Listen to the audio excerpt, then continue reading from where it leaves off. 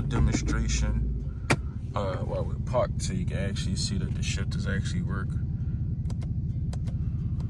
So that's down, and then that is up. But it works perfectly fine. Horn works, everything works as it should. All right, guys, so I'm going to let you guys go. As you see, the paddle shifters work. The horn button works, but the volume buttons don't.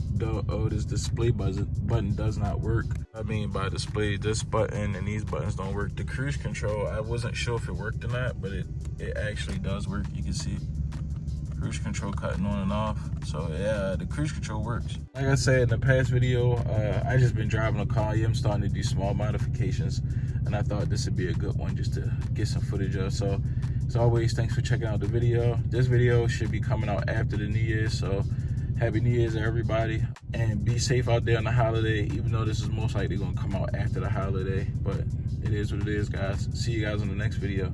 Thanks for checking out the channel. Thanks for subscribing, everybody. Peace out.